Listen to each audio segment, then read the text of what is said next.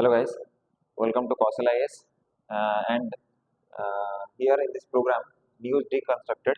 Today we will discuss the recent news about the old age rising of old age population and its implications and how India and other countries in the world can turn this into an advantage. Okay, तो वो हम discuss करने वाले हैं. तो article का जो नाम था वो था silver dividend, how India can reap silver dividend. उसके ऊपर हम आज देखेंगे. ठीक है. उसके अलावा आपका जो सोसाइटी का पेपर होता है जीएस पेपर 1 में, वहाँ पे भी कई बार ओल्ड एज पॉपुलेशन से रिलेटेड सवाल आते हैं. ठीक है. तो वो उस पर्सपेक्टिव से भी हम थोड़ा एनालिसिस कर लेंगे. इश्यूज क्या है, चैलेंजेस क्या है और क्या हम अडॉप्ट कर सकते हैं. ओके. अच्छा, तो न्यूज़ क्या था पहले वो देखते हैं. न्यूज़ ये था कि our ageing population is a resource and a responsibility. समझ पा रहे हैं. तो कीवर्ड्स हैं, रिसोर्स भी हैं और रिस्पॉन्सिबिलिटी भी है. Apart from strengthening elders care infrastructure, we must innovate to engage them economically and socially. तो यहाँ पे ये बोला जा रहा है कि जो ओल्ड एज पॉपुलेशन है वो हमारे लिए एक रिसोर्स भी है और एक रिस्पॉन्सिबिलिटी भी. और उनके लिए क्या किया जाना चाहिए, इकोनॉमिक एंड सोशली वो कैसे एंगेज हो पाए, वो सब हमें इनोवेट करना पड़ेगा वो आइडियाज को. ठीक है. ताकि हम क्या कर सकें, वो जो man power, skilful man power हमारे पास है, हम उसको यूज कर सकें. ठीक है. और इकोनॉमिकली एंड सोशली हर तरह से हम बेनिफिट हो सके. ठीक है. तो इसमें ये बात हम करेंगे कि कैसे दोनों का विन विन सिचुएशन बनता है. ठीक है. देखते हैं आगे क्या है. आगे ये बोला गया कि डेटा क्या बोल रहा है, दुनिया भर में जो डेटा है वो क्या बोल रहा है कि elderly population is a global concern. क्यों ग्लोबल कंसर्न है? क्योंकि उनको उनका हम इकोनॉमिकली कुछ ज्यादा उनसे बेनिफिट नहीं हो पा रहे, जिनको कि बोला जाता है व्हाइट एलिफेंट्स. तो होता क्या है, व्हाइट एलिफेंट्स का मतलब होता है जिनके लिए पॉकेट से पैसा जाता है, like a liability. Okay. But it is not a correct word to use liability against old age population, but they were treated like that. तो व्हाइट एलिफेंट की तरह उनको ट्रीट किया जाता है. And then two population giants, कौन कौन है, इंडिया और चाइना, जिनका पॉपुलेशन बहुत हाई है, have a disproportionate share of the elderly given their large population size. यानी जो इंडिया और चाइना है उनका पॉपुलेशन बहुत बड़ा है और उनमें ये जो आपकी एल्डरली पॉपुलेशन है उनका जो प्रोपोर्शन है, जो हमारे पॉपुलेशन में जो प्रोपोर्शन है वो बहुत ज्यादा है ना. क्योंकि अभी इंडिया और चाइना को बोला था कि दे आर यंग कंट्रीज, मतलब we are young countries, but जो आज यंग कंट्री है वो कल को ओल्ड कंट्री भी होगा. समझ पा रहे हैं ना. तो ऐसा हुआ था जापान के साथ में. जापान भी कभी 1940s में यंग कंट्री हुआ करता था. यंग कंट्री का मतलब होता है कि जिस कंट्री में यूथ पॉपुलेशन सबसे ज्यादा हो. ठीक है. आज इंडिया के पास वो एडवांटेज है. कल को क्या होगा, कुछ सालों बाद इंडिया यंग कंट्री से ओल्ड कंट्री बन जाएगी. तो इंडिया को आज से क्या स्टेप्स के बारे में सोचना चाहिए जिसके चलते आगे इंडिया को जो उसका एल्डरली पॉपुलेशन है उसके रिलेटेड इश्यूज को बोथ एल्डरलीज को भी और स्टेट को भी फेस करना ना पड़े. ठीक है. सेकंड क्या है, डिक्लाइनिंग बर्थ रेट, कि birth rate old age population बढ़ रहा है और दूसरी तरफ बर्थ रेट कम हो रहा है. तो वो न्यूज में था. ठीक है. देखिए, हम न्यूज में आगे बढ़ने से पहले ये देखते हैं कि पॉपुलेशन को लेके क्या थ्योरी सब हमें प्रेजेंट किए जाते हैं. ठीक है. देखिए, पॉपुलेशन को लेके एक अमेरिकन एक डेमोग्राफर थे जिनका नाम था फ्रैंक नोटेनस्टाइन. इन्होंने क्या किया, पॉपुलेशन के डेमोग्राफिक चेंज को लेके उन्होंने डेमोग्राफिक मॉडल प्रपोज किया. ठीक है. उसमें उन्होंने बोला कि पॉपुलेशन जो है वो 4 स्टेजेस में ग्रो करता है और रिड्यूस होता है. क्या है वो 4 स्टेज? पहला स्टेज को उन्होंने बोला the stage of neutralisation. The stage of neutralisation, इसका मतलब क्या है, इस टाइम पे क्या होगा, बर्थ रेट भी हाई होगा एंड डेथ रेट भी हाई होगा. और इसकी वजह से क्या होगा, वो एक दूसरे को न्यूट्रलाइज कर देंगे, काउंटर कर देंगे. ठीक है. तो ऑलमोस्ट जो नंबर होगा इनका रेशियो ऑलमोस्ट इक्वल होगा, आसपास होगा. ऐसा क्यों हो रहा है? तो उन्होंने बोला कि लोगों के पास क्वालिटी ऑफ फूड नहीं है, मेडिकल में एक्सपेंस करने के लिए पैसा नहीं है, मेडिसिनल जो रिसर्च है वो उतना आगे नहीं बढ़ा है. तो छोटे मोटे डिजीज में भी लोगों का डेथ होता था, वॉर हो रहा था. ठीक है. और बहुत बर्थ कॉम्प्लिकेशन की वजह से भी चाइल्ड मोर्टेलिटी रेट बहुत ज़्यादा था और मैटरनल मोर्टेलिटी रेट भी बहुत ज़्यादा था। तो ये स्टेज ऑफ न्यूट्रलाइजेशन पहला स्टेज होता है। सेकेंड स्टेज होता है stage of population explosion. Population explosion में क्या होता है कि बर्थ रेट जो है वो ड्रास्टिकली इंक्रीज होता है, जबकि डेथ रेट जो है वो क्या होता है, डिक्रीज होता है। ठीक है, फिर उनसे पूछा गया क्या रीजन है, तो उन्होंने बोला कि जो एग्रीकल्चर है और जो इंडस्ट्री है उनमें हम ग्रोथ नोटिस करते हैं। ठीक है, मेडिसिन और लोगों का इनकम हम नोटिस करते हैं वो ज्यादा होता है, तो वो मेडिसिन के लिए ज्यादा अपने मेडिकल एक्सपेंसेस को अच्छे से बियर कर पाते हैं। और थर्ड रीजन उन्होंने बोला उन्होंने ये बोला कि क्योंकि इनकम उनके पास ज्यादा है तो वो क्या करते हैं, क्वालिटी फूड कंज्यूम करते हैं, या फिर मार्केट अवेयरनेस की वजह से, कॉन्शियसनेस की वजह से क्या होता है, क्वालिटी ऑफ फूड्स मिलने लगता है। तो ये रीजन के चलते क्या होता है, बर्थ रेट बढ़ता है और डेथ रेट कम होता है। फिर उन्होंने थर्ड स्टेज बोला जहाँ पे क्या होगा कि आपका जो जो बर्थ रेट है वो क्या होगा, वो डिक्लाइन होगा, जबकि जो डेथ रेट है वो रहेगा आपका कांस्टेंट। ये उन्होंने बात किया, बर्थ रेट आपका कम होगा जबकि डेथ रेट आपका रहेगा कांस्टेंट। ठीक है, ये क्यों होगा, क्योंकि rise of living expenses, rise of living expenses such as education, health, businesses etcetera. ठीक है, तो उसको बोल सकते हैं हम कॉस्ट ऑफ लिविंग ज्यादा बढ़ जाएगा। ठीक है, सोशियो इकोनॉमिक जो हमारा डायमेंशन है वो बदल जाएगा, क्योंकि ज्यादा अब के क्या है, एजुकेशन बढ़ने लगा है और फिर हेल्थ एक्सपेंसेस बढ़ने लगे हैं, तो लोग प्रेफर करते हैं कि only child one child policy वो फॉलो करना चाहते हैं। तो वो सोशियो इकोनॉमिक डायमेंशन के चलते क्या होता है, वो धीरे धीरे हम क्या देखेंगे, बर्थ रेट डिक्लाइन करेगा और मेडिसिन में और प्रोग्रेस होने की वजह से डेथ रेट धीरे धीरे कम होता रहेगा और कांस्टेंट हो जाएगा। And in the final stage, ये जो फाइनल स्टेज है, हम यहाँ पे क्या देखेंगे, low birth and low death. इसका मतलब ये होगा दोनों ही, बर्थ भी लो हो रहा है, डेथ भी लो हो रहा है ना। तो ये उन्होंने 4 स्टेजेस दिया। अब मैं आपसे ये सवाल पूछता हूँ कि इंडिया और चाइना जैसे कंट्रीज इन 4 स्टेज में से कौन से स्टेज में आएंगे। ठीक है, आप वो जो उसका आंसर आप हमारे कमेंट बॉक्स में कमेंट कीजिए। ठीक है, आगे हम देखते हैं। तो ये ऐसा मॉडल है। आगे क्या होगा कि अभी हम देखते हैं कि एल्डरली पॉपुलेशन अगर बढ़ने लगा, बर्थ रेट अगर कम होने लगा, ठीक है, तो होगा क्या, इकोनॉमी के लिए क्या मतलब कॉन्सिक्वेंसेस है एक हमारे जैसे इंडिया जैसे डेवलपिंग इकोनॉमी के लिए। ठीक है, पहला पॉइंट क्या है, मेडिकल एक्सपेंसेस। ठीक है, आपको पता है elderly population are vulnerable to diseases and mostly to communicable diseases. ठीक है, तो मेडिकल एक्सपेंसेस क्या होंगे, राइज करेंगे। अगर मेडिकल एक्सपेंसेस राइज कर रहे हैं तो कोई भी फैमिली में जो पैसा सेविंग के लिए रखा होगा वो किस में खर्चा होगा, मेडिकल एक्सपेंसेस में। और यूएन का रिपोर्ट है कि जो 40% of a family saving goes into the medical expenses of its elderly members through out the world. ठीक है, और अगर ये मेडिकल एक्सपेंसेस को आप देखोगे ना तो ये रूरल इलाकों में ज्यादा है, समझ पा रहे हैं आप, रूरल इलाकों में ज्यादा है और अर्बन इलाके में कम है।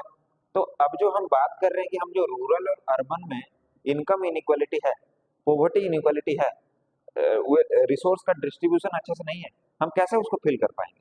तो इससे इनइक्वालिटी वगैरह बढ़ेगा ना कि कमेगा। ठीक है, सेकंड होगा राइजिंग पॉवर्टी हेड काउंट। क्या मतलब है, देखिए अब मेरे पास 100 रुपया था, ठीक है, तो मैं इससे 20 रुपया खर्च कर रहा था। जो पॉवर्टी लाइन है, ये समझिए आप, जो पॉवर्टी लाइन है हमारा, वो मान लेते हैं 80 रुपया का था। तो मैं क्या कर रहा था, मैं मान लेते हैं ए करके एक पर्सन है जो कि 100 रुपया इनकम कर रहा है, 20 वो मेडिकल एक्सपेंस में खर्चा कर रहा है। पॉवर्टी लाइन था 80 रुपया का। अब क्योंकि मेडिकल एक्सपेंसेस राइज कर रहे हैं तो क्या होगा, उसका इनकम यहाँ से 20 ना होके ये 30 हो जाएगा, धीरे धीरे 30 ना होके ये 40 होगा, 50 होगा, 60 होगा। तो जो फैमिलीज हैं या फिर ये जो पर्सन था वो पॉवर्टी के तरफ पुश होगा, एक बात। दूसरा, अगर बी करके एक पर्सन है जो कि ऑलरेडी पॉवर्टी लाइन के बिलो है, यानी वो मान लेते हैं साल का 70 रुपया ही कमाता है, और इसका अगर मेडिकल एक्सपेंसेस ज्यादा होने लगा तो हम ये जो पॉवर्टी लाइन को क्रॉस करने में और बी जो ये लाइन में है, ये जो गैप है, हम इसको कभी फिल नहीं कर पाएंगे। ये गैप तो बस वाइडन ही होगा। आज अगर इतना गैप है, कल और थोड़ा, परसों और थोड़ा, ये गैप बढ़ने लगेगा। तो जो पॉवर्टी हेड काउंट है, इसका मतलब people who are below poverty line, ये तो बढ़ता ही जाएगा। फिर हमारे सारे सोशल स्कीम्स जो हैं उनमें हमें और ज्यादा बजटरी एलोकेशन करना पड़ेगा, और बहुत सारे स्कीम्स को हम फेल होते हुए देखेंगे, क्योंकि क्या है, मेडिकल एक्सपेंसेस बढ़ रहा है। तो गवर्नमेंट जो कोशिश कर रहा है सोशल वेलफेयर का, वो नहीं हो पाएगा अच्छे से, टारगेटेड डिलीवरी नहीं हो पाएगा, गोल्स हमारे लेट में अचीव होंगे। जैसे एसडीजी गोल्स हैं, है ना, एजुकेशन को लेके, हेल्थ को लेके, पॉवर्टी को लेके, उनको जो हमने टारगेट रखा है विजन 2047, वो हम लेट में अचीव करेंगे। समझ पा रहे हैं? तो ये सब होगा। नेक्स्ट क्या होगा, स्क्यू इन्फ्लेशन। स्क्यू इन्फ्लेशन का मतलब क्या होता है कि किसी इंडस्ट्रीज में हम देखेंगे कि अच्छा खासा वो इंडस्ट्री ग्रोथ करेगा, बट कुछ इंडस्ट्री ऐसे होंगे जो नीचे चले जाएंगे। आप देखते हैं कौन से इंडस्ट्री ग्रो करेंगे, हेल्थ, है ना, हेल्थ ग्रो करेगा। इसके अलावा एंटरटेनमेंट ग्रो करेगा, क्योंकि एल्डरली पॉपुलेशन फिजिकल एक्टिविटी ज्यादा नहीं कर पाते, तो एंटरटेनमेंट को ज्यादा कंज्यूम करते हैं। एफएमसीजी जो प्रोडक्ट्स होते हैं, है ना, फूड प्रोडक्ट्स वगैरह, वो सब में ग्रोथ होगा। ठीक है, खास करके जो हाई क्वालिटी फूड है, क्योंकि ये हेल्थ के लिए कॉन्शियस होंगे, तो प्रोबेबली हम देखेंगे कि वो जो चीजें यूज करते हैं, जो आम लोगों से, वो अच्छी चीजों को यूज करने लगेंगे। समझ पा रहे हैं? तो ये सारे इंडस्ट्रीज में हमें क्या देखने को मिलेगा, हमें देखने को मिलेगा ग्रोथ हो रहा है। कौन से इंडस्ट्री नीचे जाएंगे, फूड खासकर, क्योंकि यंग आदमी बहुत कुछ चीजें खा सकता है, ओल्ड आदमी बहुत कुछ चीजें नहीं खा सकता, प्रोबेबली बिकॉज ऑफ इलनेस। और आप अगर रिपोर्ट पढ़ेंगे तो आप ये जानेंगे कि 1/4 मतलब 1/4 of the total old age population in in in all over India, वो क्या है, वो किसी ना किसी क्रॉनिक डिजीज है या फिर लॉन्ग टर्म डिजीज है, लाइक डायबिटीज, शुगर एक्सेट्रा। ये सारे डिजीज से वो फेस करते हैं, तो उनका फूड कंजप्शन धीरे धीरे कम होने लगता है। ठीक है, तो फूड इंडस्ट्री पीछे जा सकता है। फिर हम देख रहे थे जो जैसे आपका ऑटोमोबाइल इंडस्ट्री, क्योंकि वो उनका जो रिएक्शन टाइम है वो स्लो होने लगता है, तो वो ड्राइविंग वगैरह नहीं करते, तो गाड़ियों का खरीदना बेचा जाना कम हो सकता है। क्लॉथ इंडस्ट्री, क्योंकि वो घर से बाहर ज्यादा नहीं निकलते, तो फिर क्लॉथिंग इंडस्ट्री भी नीचे जा सकता है। तो हम क्या देखेंगे कि किसी किसी इंडस्ट्री में भयंकर ग्रोथ, और किसी किसी इंडस्ट्री में हम उसका ग्रोथ बिल्कुल स्लो डाउन होता हुआ हम देखेंगे, ये हो सकता है। इससे फिर क्या होगा, फिर से इनइक्वालिटी राइज होगा। समझ पा रहे हैं? एम्प्लॉयमेंट इफेक्ट होगा, ये सब हम देखेंगे। मार्केट स्लो डाउन होगा, क्यों? क्योंकि फैमिली जब मेडिकल एक्सपेंसेस बढ़ेंगे तो फैमिली क्या करेगा, अपना सेविंग्स को यूज करेगा। सेविंग्स को वो किस में यूज करेंगे, मेडिसिन में यूज करेंगे। अगर सेविंग्स यूज होंगे तो वो बैंक के पास लोन देने के लिए पैसा नहीं कम रहेगा, और अगर बैंक लोन देने के लिए उसके पास पैसा कम है, तो जो लोग लोन लेके इंडस्ट्री बिठाना चाहते हैं, कोई स्टार्टअप करना चाहते हैं, उनको इन्वेस्टमेंट मिल नहीं पाएगा, क्योंकि बैंक के पास पैसा कम है। तो वो जो लोन देगा उस पर वो इंटरेस्ट ज्यादा करेगा। जब इंटरेस्ट वो बढ़ाएगा तो कोई भी जो आदमी जो लेना चाहता है, वो इंटरेस्ट ज्यादा होने के चलते वो लेगा नहीं, तो मार्केट क्या होगा, स्लो डाउन हो जाएगा, नया इंडस्ट्री खुलेगा नहीं। और मार्केट स्लो डाउन हुआ मतलब एम्प्लॉयमेंट अफेक्टेड होगा, पॉवर्टी का राइज हम देखेंगे। तो ये सब रिलेटेड चीजें होंगी एक साथ। नेक्स्ट है, लास्ट पॉइंट है बजटरी एलोकेशन। देखो, अगर ओल्ड एज पॉपुलेशन बढ़ने लगे तो उनके लिए गवर्नमेंट को पॉलिसी डिजाइन करना पड़ेगा, हेल्थ स्कीम्स डिजाइन करने पड़ेंगे, पेंशन स्कीम्स डिजाइन करने पड़ेंगे। तो वो कहाँ से वो पैसा आएगा, वो पैसा बजट से जाएगा। जितना ज्यादा old age population, old age friendly infrastructure हमें डेवलप करना पड़ेगा। समझ पा रहे हैं ना आप? तो इससे क्या होगा, बजट में जो एलोकेशन होगा वो ज्यादा होने लगेगा। ठीक, समझ पा रहे हैं? तो हम, हमारा प्लान क्या है, हम एक $5 ट्रिलियन इकोनॉमी बनना है, बट हम यहाँ पे क्या देख रहे हैं, मार्केट स्लो डाउन हो जा रहा है, और बजट से ज्यादा एलोकेशन हमें देना पड़ रहा है, ओल्ड एज पॉपुलेशन को डेडिकेट करके देना पड़ रहा है। तो इससे होगा क्या, हमारा जो गोल है वो हिट होने में प्रॉब्लम टाइम लग सकता है जब। ठीक है, तो इसके चलते क्या होगा, other sectors like education, like defence, like environment protection, ये सब में हमें ये सब में हमें खर्च करने के लिए पैसा कम होने लगेगा। ठीक है, तो ये सब उसके इम्प्लीकेशंस हो सकते हैं। अब ये तो हम इकोनॉमिक कंडीशन देख रहे थे कि एक स्टेट किस इकोनॉमिक कंडीशन से गुजर सकता है। अब हम पर्सनली देखते हैं कि एक ओल्ड एज का कोई मैन या वुमेन कैसे किस किस प्रॉब्लम से वो गुजरते हैं, क्योंकि जब तक हम प्रॉब्लम्स को ही नहीं समझेंगे, प्रॉब्लम के जड़ में नहीं जाएंगे, हम कभी भी उसका सोल्यूशन नहीं ढूंढ पाएंगे, और सोल्यूशन नहीं ढूंढ पाएंगे तो हम पॉलिसी कैसे डिजाइन करेंगे। ठीक है, तो पहला प्रॉब्लम अब हम यहाँ से देखना स्टार्ट करते हैं। पहला प्रॉब्लम क्या है? पहला प्रॉब्लम है मेंटल हेल्थ इश्यूज। ठीक है, अब जो ओल्ड एज में जो पॉपुलेशन लोग होते हैं वो जनरली लोनलीनेस के शिकार होते हैं, या फिर वो डिप्रेशन, नहीं तो एब्यूज, फैमिली एब्यूज खासकर, और इसके चलते उनको कभी भी फुलफिल फील नहीं होता, लेस फुलफिलमेंट उनके अंदर होता है ना। और हमने क्या देखा रिसेंट ईयर्स में, सुसाइड के केसेस भी हम इसके चलते हम देख रहे हैं। तो ये सारे प्रॉब्लम्स क्या होता है, ये फेस करते हैं एल्डरली पॉपुलेशन। ठीक है, अच्छा, सेकंड है क्रॉनिक इलनेस। अभी हम बात कर रहे थे थोड़ी देर पहले कि 1/4 of the total Elder population वो क्या कर रहे हैं, वो किसी ना किसी लॉन्ग टर्म इनक्योरेबल डिजीज से वो पीड़ित है। ठीक है, ये होता है। इसके अलावा वो वल्नरेबल होते हैं जो हमारे कम्युनिकेबल डिजीज होता है, क्योंकि इनका इम्यूनिटी सिस्टम वीक हो जाता है, तो वो क्या होता है, इजीली कोई भी डिजीज आए तो उससे अफेक्ट हो जाता है। ठीक है, रिसेंटली जो कोविड-19 जो पैंडेमिक आया था, आपने देखा कितने सारे ओल्ड एज पॉपुलेशन का डेथ हुआ उसमें। ठीक है, नेक्स्ट है इकोनॉमिक इनसिक्योरिटीज। ठीक है, क्या होता है, जॉब उनका चला गया, ठीक है, मेडिकल एक्सपेंसेस बढ़ रहा है, पेंशन का पैसा जो आ रहा है उनमें से 80-90% क्या हुआ, वो मेडिकल एक्सपेंसेस में चला जा रहा है।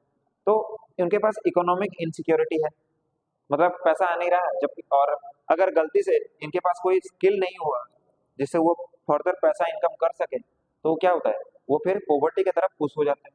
और इसमें ये प्रॉब्लम कंपाउंड हो जाता है जब फैमिली के मेंबर इनको घर से बाहर निकाल देते हैं, उनके पास एम्प्लॉयमेंट का कोई अपॉर्चुनिटी नहीं होता, और अगर आपके पास स्किल नहीं है तो आपको वो जॉब्स मिलते हैं जिनमें कि हार्ड लेबर चाहिए होता है, मसल पावर चाहिए होता है, तो वहां पे क्या होता है, उनका इकोनॉमिक जो सिक्योरिटी है वो उनसे छिन जाता है। ठीक है, नेक्स्ट है टेक्नोलॉजिकल बैकवर्डनेस। अब मॉडर्न टेक्नोलॉजी जैसे एआई, कंप्यूटर, स्मार्टफोन, ये सब को ऑपरेट करना उनको आता नहीं है। अब ये सब को जब ऑपरेट करना नहीं आता है तो इससे होता क्या है, वो डिपेंडेंट होते हैं किसी ना किसी पे। तो खतरा किसका होगा, साइबर फ्रॉड का, साइबर फ्रॉड का। आप न्यूज वगैरह में देखते होंगे कि बहुत सारे लोग ये साइबर फ्रॉड का शिकार होते हैं। उनको एक ओटीपी मैसेज के थ्रू भेजा जाता है, फिर उनका कोड चुरा के वो क्या करते हैं, उनके बैंक अकाउंट को खाली कर देते हैं। वो किसके साथ ज्यादा होता है, वो ओल्ड एज पॉपुलेशन के साथ ज्यादा होता है, या फिर वो लोग के साथ ज्यादा होता है जिनको ये जो मॉडर्न डे टेक्नोलॉजी है उनको यूज करना नहीं आता। समझ पा रहे हैं? तो ये उनके साथ टेक्नोलॉजिकल बैकवर्डनेस के चलते ना तो वो कहीं से जॉब अवेल कर सकते हैं अपने लिए, और फिर वो वल्नरेबल हो जाते हैं साइबर फ्रॉड के लिए भी। ठीक है, तो ये उनका एक प्रॉब्लम है। नेक्स्ट है, अगर वो ओल्ड एज होम में भी चले गए तो उनके प्रॉब्लम कम नहीं हो जाते, क्योंकि ओल्ड एज होम्स में भी हम देखते हैं एब्यूज होता है, वर्बल एब्यूज भी होता है, फिजिकल एब्यूज भी होता है, और सैनिटेशन का प्रॉब्लम है यहाँ पे, साफ सफाई। And third thing is disease, food, ये सब उनको अच्छा नहीं मिल पाता, और वो और ज्यादा लोनलीनेस फील करने लगते हैं। तो ये सारा प्रॉब्लम हमें देखने को मिलेगा। इसके अलावा और भी अगर हम कुछ प्रॉब्लम जानना चाहें तो क्लाइमेट चेंज जो प्रॉब्लम है, इसके लिए बहुत ज्यादा वल्नरेबल होते हैं। क्या होता है, क्लाइमेट चेंज की वजह से हीट स्ट्रोक्स होते हैं, उसके चलते बहुत लोगों का डेथ हो जाता है, खासकर ओल्ड एज पॉपुलेशन का। कोल्ड, क्योंकि वेदर बहुत ज्यादा कोल्ड होता है तो उनके बॉडी में इम्यूनिटी नहीं होता, उसके चलते भी उनका डेथ होता हुआ हम देखते हैं। रोड एक्सीडेंट, रोड एक्सीडेंट, इसमें आप अगर रिपोर्ट पढ़ेंगे तो हम पाएंगे कि तकरीबन 24% जो रोड एक्सीडेंट होते हैं ना, उसमें कोई ना कोई एल्डरली एल्डरली जो है वो इन्वॉल्व होता है, और मोस्ट ऑफ द केसेस में उनका डेथ भी होता है। तो रोड एक्सीडेंट एक प्रॉब्लम है उनके साथ में। समझ पा रहे हैं? तो इस तरह का बहुत सारा प्रॉब्लम ओल्ड एज की जो पॉपुलेशन है वो फेस करता है। ठीक है, और फिर क्योंकि वो फिजिकली स्ट्रांग नहीं होते तो बहुत बार क्या होता है कि चोरी, थेफ्ट, वो सब भी फिजिकल उनके साथ होता है। और क्या है कि क्योंकि वो टेक्नोलॉजी के साथ अवेयर नहीं है, तो कई बार वो केस फाइल नहीं कर पाते, गवर्नमेंट के स्कीम को अवेल नहीं कर पाते हैं। कोई रेमेडी है भी तो उनको पता नहीं होता है कि ये रेमेडी को हम यूज कर सकते हैं। ठीक है, तो ये सारे प्रॉब्लम से ओल्ड एज पॉपुलेशन गुजरती है। अभी हमने प्रॉब्लम्स तो देख लिया, क्या उसका कोई सोल्यूशन है? बिल्कुल है। वो क्या क्या है, इन्हीं सेम पॉइंट्स पे हम देख लेते हैं। देखिए, मेंटल इश्यूज है, ठीक है, उसमें हमने बात किया लोनलीनेस, ये एक प्रॉब्लम है। मैं एक स्टोरी आपको सुनाता हूँ, वो मेरा पर्सनल एक्सपीरियंस है। मेरे दादाजी कभी भी हमारे घर में आते हैं तो क्या करते हैं कि वो बोलते हैं कि मैं तुम जो बच्चे हैं मैं उनके साथ खाऊंगा, है ना। और वो खुद बोलते हैं कि मैं जब बच्चों के साथ खाता हूँ तो मैं थोड़ा ज्यादा खा लेता हूँ। तो क्या हम ये लोनलीनेस को दूर नहीं कर सकते?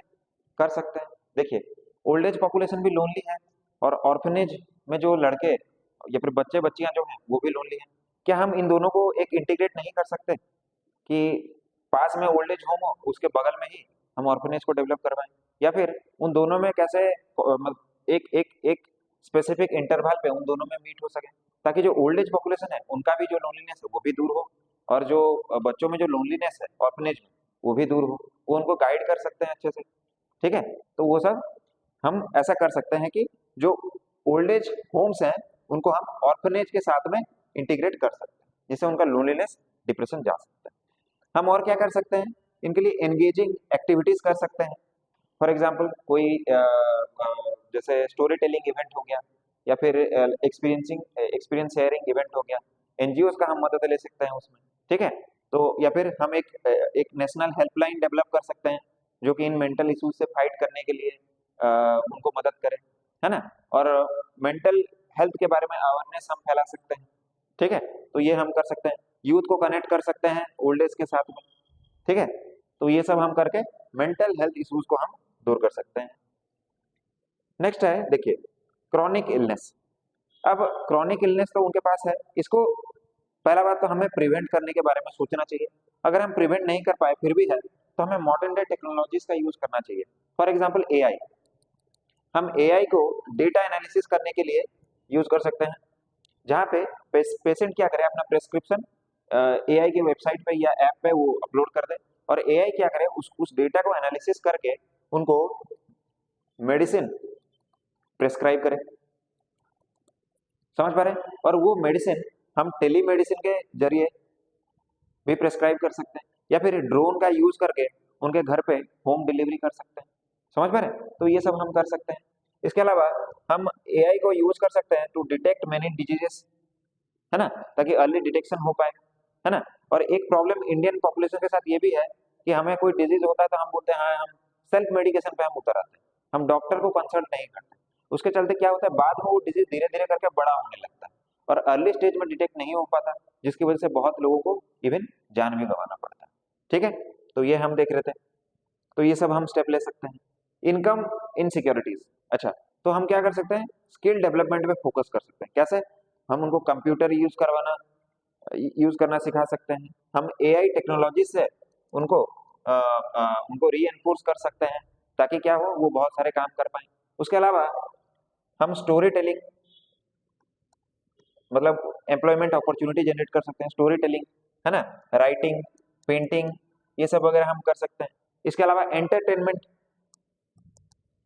हम इंस्टाग्राम वगैरह में देखते हैं बहुत एल्डरली पॉपुलेशन ऐसे हैं जो कि बहुत नॉलेजेबल वीडियोस भी अपलोड करते हैं, एंटरटेनिंग भी वीडियोस अपलोड करते हैं। इसके अलावा आजकल जो यूट्यूब और टेलीग्राम और इंस्टाग्राम में ज़्यादा चलता है वो है पॉडकास्ट। ये सब कैसे कर सकते हैं, ये हम कर सकते हैं। इसके लिए हमें इन्वेस्टमेंट, कोई अगर बिजनेस लगाना चाहता है तो हम इन्वेस्टमेंट इनको कैसे इजीली मिल पाए उसके ऊपर हम कोशिश कर सकते हैं। ठीक है, तो इससे क्या होगा, इकोनॉमिक इनसिक्योरिटी इनका दूर हो सकता है। गवर्नमेंट के जो स्कीम्स हैं उनके बारे में हम अवेयरनेस फैला सकते हैं, ताकि वो उसको अवेल कर सकें। जैसे पेंशन स्कीम वगैरह है, बहुत लोगों को पता नहीं है, खासकर जो रूरल लोग हैं उनको हम कैसे अवेयर कर सकते हैं, ताकि जिसकी वजह से उनको इनकम सिक्योरिटी उनका हो सके। ठीक है, आगे टेक्नोलॉजिकल बैकवर्डनेस के बारे में हमने बात कर लिया इसी पॉइंट में ही। लास्ट है आपका condition of old age homes. अब ओल्ड एज होम्स का कंडीशन को अच्छा करने के लिए हम क्या कर सकते हैं कि रेगुलर सर्वेलेंस या फिर रेगुलर ऑडिट उनको हम कर सकते हैं। और जो वहाँ पे जो एम्प्लॉयड जो वर्कर्स हैं उनका उनका हम क्वालिफिकेशन कोई क्राइटेरिया सेट कर सकते हैं, ठीक है। और उनको भी बीच बीच में ट्रेनिंग हम दे सकते हैं ताकि वो अच्छे से एल्डरली पॉपुलेशन का केयर कर सके, ठीक है। इसके अलावा सैनिटेशन पर बहुत ज़्यादा ध्यान देना चाहिए। And the third thing is वहाँ पे जो बहुत सारे जो ओल्ड एज होम्स हैं वहाँ पे वर्बल अब्यूज होता है बहुत ज़्यादा, इवन फिजिकल अब्यूज भी होता है। तो हम ये जो ओल्ड एज पॉपुलेशन है उनको टेक्नोलॉजी से इक्विप कर सकते हैं ताकि अगर कभी ऐसा हुआ उनके साथ में तो वो इजीली क्या कर सके, जो रेस्पेक्टिव अथॉरिटीज हैं उन वहाँ पे कंप्लेन वो दे सकें, ठीक है।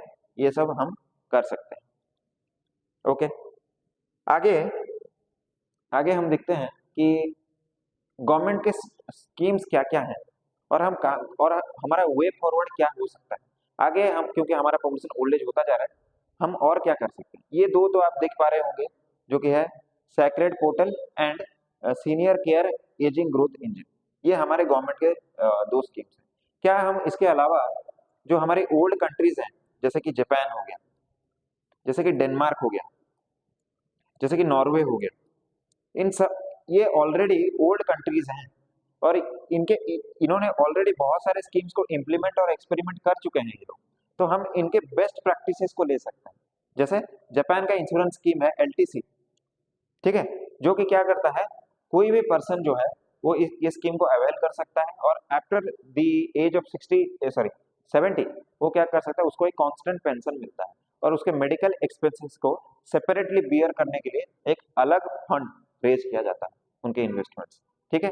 ये हम सीख सकते हैं डेनमार्क से। हम सीख सकते हैं डेनमार्क क्या करता है, उनका जो म्युनिसिपल बॉडी है इसके इसको जिम्मेदारी देता है कि आप जो एल्डरली पॉपुलेशन है उनका ख्याल रखेंगे। कैसे ख्याल रखेंगे, उनको एंगेजिंग एक्टिविटीज लाइक प्रॉब्ली कुछ प्लेइंग एक्टिविटी कर सकते हैं, कोई ऑर्केस्ट्रा कर सकते हैं, सिंगिंग कंपटीशन और बाकी जो फिजिकल एक्टिविटी योगा वगैरह, ठीक है। ये सब प्रमोट करने के लिए वो क्या करता है, डेनमार्क म्युनिसिपल बॉडी को अपना एम्पावर करता है। सिमिलरली नॉर्वे क्या करता है, नॉर्वे का एक पॉलिसी है जिसमें कि after 3 days of medical discharge, अगर आप कोई भी पर्सन जो कि मेडिकल से अभी डिजीज के चलते डिस्चार्ज हुआ है तो वो फ्रीली क्या कर सकता है, 3 दिन के अंदर अंदर वो फ्री नर्स उनको मिल जाता है अगर वो चाहे तो, ठीक है। सिमिलरली हम क्या कर सकते हैं, हमारे पास आशा वर्कर्स हैं, ठीक है, उनको हम यूज कर सकते हैं इस तरह से नर्सिंग एक्टिविटी के लिए कि जो क्रिटिकली इल्ड पर्सन है और आशा वर्कर हर विलेज में है तो हम उनको डिटेक्ट करने के लिए और उनका डिजीज को ताकि बढ़ ना जाए वो डिटेक्ट करने के लिए हम यहाँ पे आशा वर्कर्स को यूज कर सकते हैं। हमारे यहाँ पे म्युनिसिपल बॉडी और पंचायती राज बॉडी है, वहाँ पे हम सेपरेटली कुछ मेंबर्स को अपॉइंट कर सकते हैं जो कि उस विलेज में जो एल्डरली पॉपुलेशन है उनके हेल्थ का ध्यान रखेंगे। उनको कोई भी नया डिजीज जैसे अभी डेंगू बहुत ज्यादा फैल रहा है तो उसके बारे में वो अवेयर करवाएंगे और ऐसा वर्कर के साथ मिलके उनका हेल्थ के बारे में वो ज्यादा उनको अवेयर करवाएंगे। ये जो पेंशन स्कीम है इस तरह का पेंशन स्कीम आना चाहिए जो कि इंडियन गवर्नमेंट अभी जो न्यू पेंशन स्कीम है उसके तहत वो कोशिश भी कर रहा है, ठीक है। तो ये सब बेस्ट प्रैक्टिसेस हम इनसे सीख सकते हैं। आगे नेक्स्ट क्या है, नेक्स्ट है आपके लिए एक प्रैक्टिस क्वेश्चन, ठीक है। ये जो आज हमने जो डिस्कस किया उसी के बेस पे ये क्वेश्चन है और वो 10 मार्कर है 150 वर्ड्स। मैं चाहता हूँ कि आप कोशिश करें इसको लिखने का, ठीक है। और आप ये लिख के हमारे टेलीग्राम ग्रुप में पोस्ट कर दीजिए। हम हर क्वेश्चन को चेक करते हैं और उसका 1-to-1 फीडबैक हम प्रोवाइड करते हैं, ठीक है। मैं आशा कर रहा हूँ कि आपको ये वीडियो पसंद आया होगा। अगर ये पसंद आया है तो लाइक जरूर कीजिए, इसको अपने दोस्तों के साथ शेयर कीजिए और हमारे चैनल को सब्सक्राइब कीजिए ताकि हम हमें और भी मोटिवेशन मिले और हम ऐसे और वीडियोस बना पाएं। Thank you.